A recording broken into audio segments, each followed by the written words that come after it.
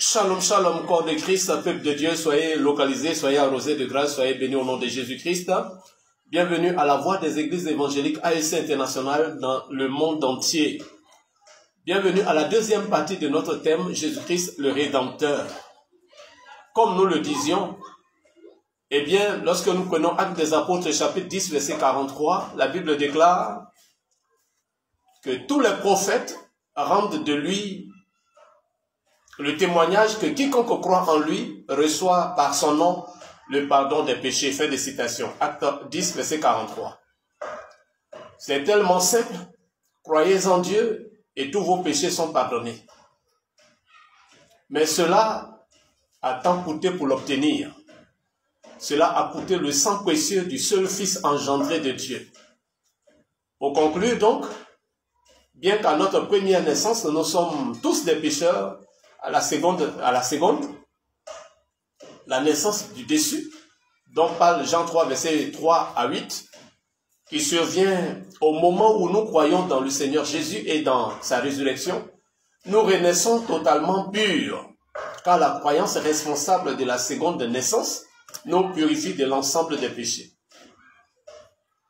Troisièmement, nous disons que Jésus-Christ est le sacrifice parfait. Quelqu'un répète, Jésus-Christ est le sacrifice parfait.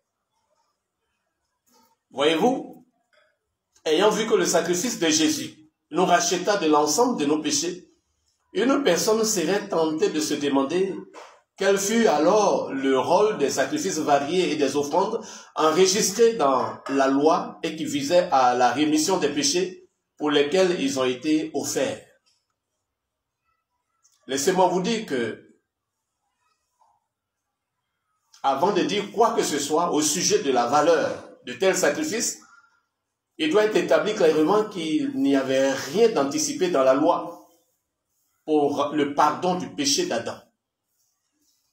Rien ne pouvait aider l'homme à s'en débarrasser. Ainsi, les personnes naissaient pécheresses et le restaient, même s'ils offraient tous les pécheurs que la loi répertoriait pour les nombreux péchés.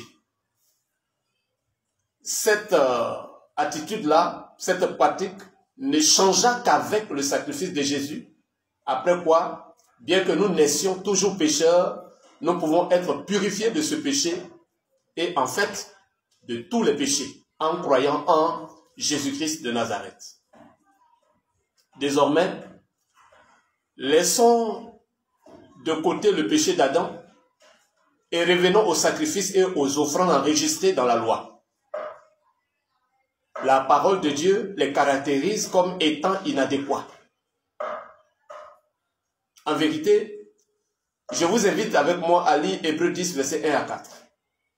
Hébreux 10, verset 1 à 4. La Bible déclare, « En effet, la loi qui possède une ombre des biens à venir et non l'exacte représentation des choses ne peut jamais, par les mêmes sacrifices qu'on offre perpétuellement chaque année, amener les assistants à la perfection.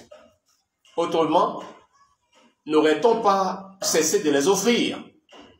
Parce que ceux qui rendent ce culte, étant une fois purifiés, n'auraient plus aucune conscience de leur péché. Mais le souvenir des péchés est renouvelé chaque année par ces sacrifices. Car il est impossible que le sang des taureaux et des boucs ôte le péché. Fin de citation. Comme le dernier verset du passage précédent que nous venons de lire l'établit clairement, les sacrifices animaliers que la loi anticipa pour la rémission des péchés étaient insuffisants pour cette tâche, car il est dit,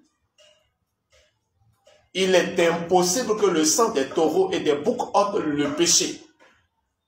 Il est impossible que le sang des boucs et des taureaux ôte les péchés. Souvenez-vous de ce que la Bible est en train de dire dans Hébreux 9, verset 22. Hébreux 9, verset 22 nous dit clairement, « Et sans effusion de sang, il n'y a point de pardon. Et presque tout d'après la loi est purifié avec du sang, car sans effusion de sang, il n'y a point de pardon. » Hébreux 9, 22. Alléluia. Mes chers amis, il est évident qu'un autre sang devait être versé pour la vraie rémission. Quel sang était-ce? Eh bien, le sang de Jésus-Christ. Il s'agit du sang de Jésus-Christ, l'agneau de Dieu qui ôte le péché du monde. Lorsque nous ouvrons encore la Bible, dans Hébreux 10, versets 6 à 12, écoutez ce que la Bible est en train de nous dire. Hébreux 10, nous allons lire le verset 10 à 12.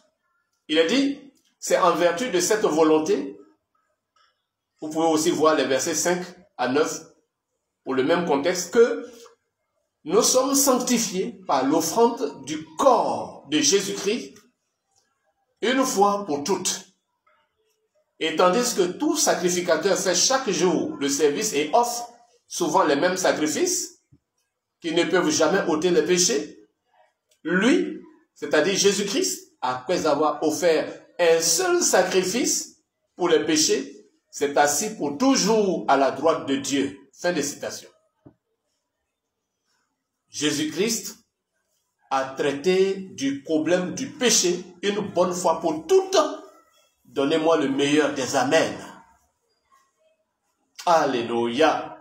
Jésus-Christ a traité du problème du péché une bonne fois pour toutes. Au contraire, des sacrificateurs qui offraient de manière répétée, qui ne peuvent jamais ôter les péchés, eh bien, son sacrifice pour les péchés fut celui par lequel il obtint la rédemption éternelle. Hébreux 9, verset 12. C'est pourquoi il n'y a aucun besoin désormais d'autres sacrifices. Dans Hébreux 10, verset 18, la Bible est en train de nous dire, « Or, là où il y a pardon des péchés, il n'y a plus d'offrande pour le péché. » Fin de citation. Ce passage n'établit pas qu'il n'existe plus de péché. Ce qu'il affirme est qu'il n'y a plus d'offrande pour le péché. Et ceci par l'offrande de Jésus-Christ, qui possède un pouvoir éternel contre le péché. Non seulement contre les péchés que nous avons commis en tant que non-croyants, ou contre le péché d'Adam, mais également contre ceux que nous faisons une fois devenus chrétiens. Ces péchés sont également pardonnés à travers le pouvoir rédempteur du sang de Jésus-Christ, et nous disons Amen. 1 Jean 1, verset 7 à 9. 1 Jean 1, verset 7 à 9. Nous allons lire. Il est dit, « Mais si nous vivons dans la lumière, tout comme Dieu lui-même est dans la lumière, alors nous sommes en communion les uns avec les autres, et parce que Jésus, son Fils, a versé son sang, nous sommes purifiés de tout péché. Si nous prétendons n'être coupables d'aucun péché, nous vivons dans l'illusion et la vérité n'habite pas en nous. Si nous reconnaissons nos péchés, il est fidèle et juste, et par conséquent, il nous pardonnera nos péchés et nous purifiera de tout le mal que nous avons commis. Fin de citation. Église AIC Internationale. Le sang de Jésus-Christ est la seule médecine qui peut soigner la maladie du péché. La loi recommandait tel sacrifice pour tel péché, tel sacrifice pour tel autre péché, etc., etc. Et pourtant, l'ensemble des sacrifices ne pouvait guérir le problème du péché. Toutefois, ce que la loi ne pouvait pas obtenir, Jésus-Christ l'obtint en se sacrifiant